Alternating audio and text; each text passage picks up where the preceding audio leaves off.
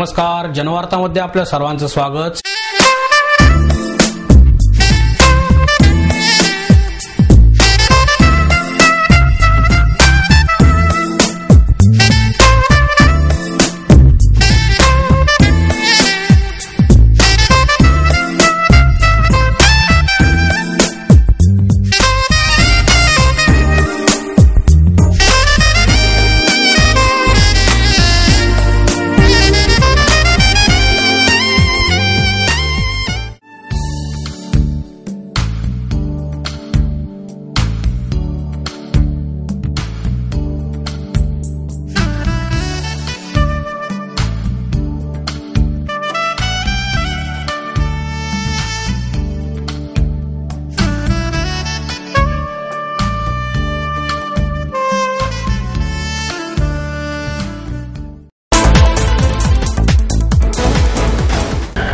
काँग्रेस पक्षाचे अधिकृत उमेदवार दीपक मानकर आणि अश्विनी जाधव यांची पदयात्रा नागरिकांच्या प्रतिसादात मोठ्या उत्साहात पार पडली। हनुमाननगर येथे प्रचारासाठी काढण्यात आलेल्या पदयात्रेत मानकरांसह काँग्रेसच्या महिला उमेदवार अश्विनी जाधव यांचाही सहभाग होता। यावेळी मानकरांबरोबर त्यांचे सहकारी आणि कार्यकर्ते मोठ्या संख्येने उपस्थित होते। दीपक मानकर आणि त्यांचे सहकारी घराघरात जाऊन प्रत्येक नागरिकांशी संवाद साधत होते। ठिकठिकाणी मानकर यांचे गृहिणींनी औक्षणही केले। यावेळी महिला कार्यकर्त्यांनी मानकर आणि जाधव यांच्या समर्थनार्थ जोरदार घोषणा देऊन प्रचारात रंगत आणली। प्रत्येक गल्लीतील घराघरामध्ये जाऊन मतदारांशी स्वतः संवाद साधणाऱ्या दीपक मानकर यांच्याबद्दल या परिसरात प्रचंड लोकप्रियता दिसून आली। येत्या 2 दिवसात परवानगी न मिळाल्यास काहीही झाले तरी राज ठाकरे यांची सभा नदीपात्रातच घेणार, असा इशारा मनसेचे शहराध्यक्ष बाळा शेडगे यांनी दिला। महापालिका निवडणुकीसाठी महाराष्ट्र नवनिर्माण सेनेचे अध्यक्ष राज ठाकरे यांच्या 11 फेब्रुवारीला होणाऱ्या एकमेव सभेसाठी जिल्हाधिकारी कार्यालयाकडून पक्षास परवानगी देण्यात आली नसून पुढील 2 दिवसात परवानगी न मिळाल्यास काहीही झाले तरी नदीपात्रातच सभा घेण्याचा इशारा मनसेचे शहराध्यक्ष बाळा शेडगे यांनी दिला आहे। नदीपात्रात सभा घेण्यासाठी जिल्हाधिकारी कार्यालयाची परवानगी घ्यावी लागते। त्यानंतर सभेच्या 72 तासांपूर्वी पोलिसांची परवानगी घ्यावी लागते। महापालिका निवडणुकीची आचारसंहिता जाहीर झाल्यानंतर लगेच दुसऱ्या दिवशी मनसेच्या वतीने भिडे पुलाजवळील नदीपात्रालगतच्या मैदानात राज ठाकरे यांची सभा घेण्यासाठी परवानगी मागण्यात आली होती, मात्र अद्याप ती देण्यात आली नाही। तहसीलदार जिल्हा परिषदेच्या निवडणूक कामात व्यस्त असल्याने अद्याप परवानगी देण्यात आली नसल्याचे जिल्हाधिकारी कार्यालयाच्या वतीने कळवण्यात आल्याचे शेडगे म्हणाले। याच मैदानात भारिप बहुजन महासंघाची सभा होत असल्याचे निदर्शनास आणून देत मैदानासाठी पहिली मागणी करूनही आम्हालाच अजून परवानगी का नाही, असा सवाल शेडगे यांनी उपस्थित केला। आम्हाला परवानगी न मिळाल्यास आम्ही परवानगीसाठी कोणाच्याही मागे न लागता कोणत्याही परिस्थितीत त्याच ठिकाणी सभा घेणार असल्याचे शेडगे यांनी स्पष्ट केले। शहर संघटक रणजित शिरोळे, अजय शिंदे यावेळी उपस्थित होते। दरम्यान इतर शहरांमध्ये होणाऱ्या ठाकरे यांच्या प्रचार सभेचे थेट प्रक्षेपण करण्यासाठी खास बनवण्यात आलेल्या राजरथाचे उद्घाटनही यावेळी करण्यात आले। या राजरथाच्या माध्यमातून आम्ही पुणेकर नागरिकांना या निवडणुकीच्या दरम्यान आदरणीय राजसाहेबांच्या यापूर्वी झालेल्या सभांचं प्रक्षेपण करणार आहोत। त्याचबरोबर पुण्यामध्ये होणारी सभा असेल किंवा नाशिकमध्ये होणारी सभा असेल किंवा ठाण्यात किंवा मुंबईमध्ये होणाऱ्या सभांचं लाईव्ह टेलिकास्ट आम्ही या राजरथाच्या माध्यमातून पुणेकरांना दाखवणार आहोत। त्याचबरोबर 8 तारखेला आदरणीय राजसाहेब ठाकरे यांचा रोड शो पुण्यामध्ये होणार आहे। तो रोड शो 8 तारखेला सकाळी 9:30 वाजता शनिवारवाडा येथून चालू होईल। शनिवारवाड्यापासून सूर्य हॉस्पिटल मार्गे सातकोटी पोलीस चौकी, तिथून नरपतगिरी पोलीस चौकी, नेहरू रस्त्याने संत कबीर चौकापासून उजव्या हाताला टर्न मारून लक्ष्मी रोडने बेलबाग चौकावरनं डाव्या हाताला टर्न मारून रामेश्वर मार्गे, शाहू चौक मार्गे स्वारगेटला आम्ही तो सकाळचा दौरा रोड शो संपेल। त्यानंतर संध्याकाळी 4 वाजता आदरणीय राजसाहेब ठाकरेंच्या घरापासून रोड शो होणार आहे। तो रोड शो त्यांच्या घरापासून डाव्या हाताने टर्न मारून नळस्टॉप चौकातनं पाडळे पॅलेसवरनं उजव्या हाताला टर्न मारून मेंदळे गॅरेजवरनं गणेशनगरवरनं तिथनं सरळ राजाराम ब्रिज आणि राजाराम ब्रिजवरनं सिंहगड रोडने आम्ही हायवेपर्यंत जाणार आहोत। तिथून हायवेवरनं वारज्याला येणार आहोत। वारज्यावरनं आम्ही परत कर्वे रस्त्याने आंबेडकर चौकावरनं वनदेवी चौक, तिथनं आम्ही कर्वे पुतळ्यावरनं डाव्या हाताने आम्ही DP रोडने सरळ पुढे जाऊन उजव्या हाताला टर्न मारून परत पौड रस्त्याने खाली पौड रस्त्याने सरळ येऊन SNDT कॉलेजवरनं पुन्हा राजमहलला आमचा तो राजसाहेबांचा रोड शो संपेल. 11 तारखेला जी आम्ही सभा घेणार होतो, ज्या दिवशी पुणे शहरामध्ये पुणे महानगरपालिकेची निवडणूक जाहीर झाली, त्याच्या दुसऱ्या दिवशी मी आदरणीय जिल्हाधिकाऱ्यांना पत्र दिलं होतं 4 तारखेला मागच्या महिन्यामध्ये, आणि आम्हाला 11 आणि 12ला नदीपात्रातली जागा सभेसाठी उपलब्ध करून द्या असं पत्र दिलेलं होतं. परंतु आजपर्यंत कलेक्टर कचेरीमधनं आम्हाला त्या गोष्टीचा रिस्पॉन्स मिळाला नाही. आज आम्हाला त्यांनी आमच्याकडनं जबाब घेतला आणि त्यांना आम्ही विचारलं ठीक आहे आम्ही आता याचे पैसे भरतो, परंतु त्यांनी सांगितलं की तहसीलदार गिरीसाहेब नाही आहेत, ते 8 तारखेला येतील आणि 8 तारखेला आम्ही तुम्हाला परमिशन द्यायचा प्रयत्न करू. परंतु टेक्निकली परत अडचण अशी येते की पोलीस परमिशन ही 72 तास अगोदर अप्लाय करावी लागते आणि 8 तारखेला त्यांनी आम्हाला जर परमिशन संध्याकाळपर्यंत दिली तर त्याच्या पुढे आम्ही PWDची परमिशन घ्यायची, त्याच्या पुढे आम्ही वाहतुकीची परमिशन घ्यायची, MSCBची परमिशन घ्यायची आणि मग पोलिसांना परमिशन सादर करायची. हे सगळं त्यावेळेस शक्य होत नाहीये आणि 72 तासामध्ये जर का हा विषय झाला नाही तर मला असं वाटतं की 11 तारखेच्या सभेला आम्हाला शंका निर्माण होते की खरंच प्रशासन आम्हाला ही परमिशन देण्याचे प्रयत्न करते का आम्हाला यापासून टाळतंय.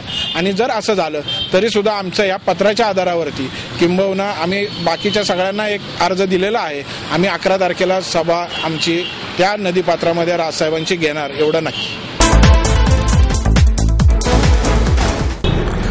पुणे महापालिका निवडणुकीसाठी सर्वच पक्ष सज्ज झाले आहेत. पुण्यातील विविध प्रभागांमधून प्रचार फेरी, रॅली, पदयात्रा काढण्यात येत आहेत.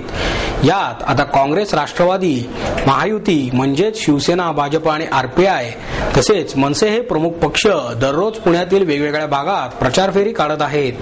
प्रभाग क्रमांक 38 मधील मनसे उमेदवार रवींद्र धंगेकर, प्रभाग क्रमांक 37 मधील भाजप शिवसेनेचे उमेदवार मुक्ता टिळक आणि हेमंत रासने आणि प्रभाग क्रमांक 51 चे राष्ट्रवादीचे उमेदवार रवी विष्णू शिंदे आणि मैथिली मदन कुतळे यांनी आपापल्या प्रभागात मतदारांची भेट घेतली आणि त्यांच्या समस्या जाणून घेतल्या.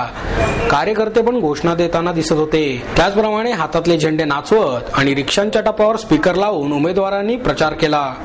महिला सुद्धा प्रचारासाठी मोठ्या संख्येने उपस्थित होत्या.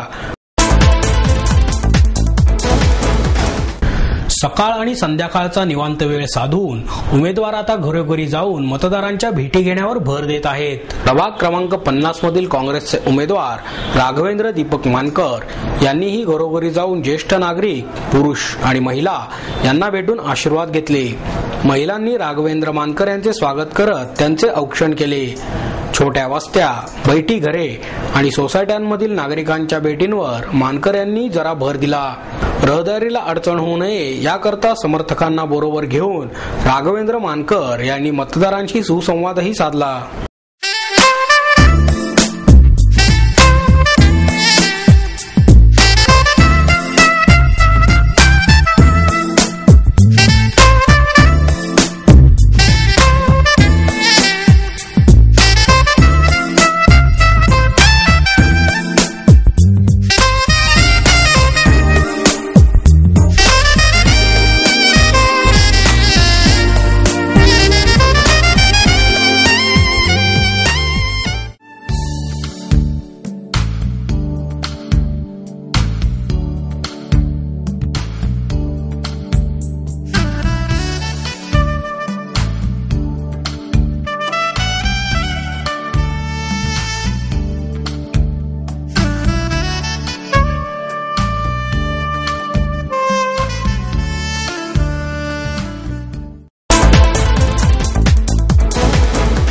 महापालिका निवडणुकीच्या प्रचारार्थ प्रभाग क्रमांक 27 मधील काँग्रेसचे उमेदवार रामचंद्र कदम आणि वैशाली मराठे यांनी भव्य पदयात्रा काढली. या पदयात्रेची सुरुवात फटाके वाजवून आणि ढोल ताशाच्या गजरात किष्किंधा नगर येथून झाली. रामचंद्र कदम यांच्या अनुयायांसह तसेच शेकडो कार्यकर्त्यांसह ही पदयात्रा शिवतीर्थ नगर, जय भवानी नगर या भागांमधून नागरिकांना अभिवादन करत मार्गस्थ झाली. ठिकठिकाणी नागरिक रामचंद्र कदम आणि वैशाली मराठे यांचे स्वागत करत होते. त्याचप्रमाणे जसजशी पदयात्रा पुढे सरकत होती तसतशी चौकाचौकात फटाक्यांची आतिषबाजी केली जात होती. कदम आणि मराठे यांचे कटआउट हातात घेऊन अनेक लहान मुले, माणसे आणि महिलाही यात सहभागी झाल्या होत्या. पुढे पुढे जाणाऱ्या या पदयात्रेचा जनसमुदाय क्षणाक्षणाला वाढतच चालला होता. या भव्य पदयात्रेला नागरिकांमधूनही प्रतिसाद लाभत होता. सर्व थरातील मतदारांना आपल्याकडे आकर्षित करीत रामचंद्र कदम यांची ही पदयात्रा वाजत गाजत संपन्न झाली.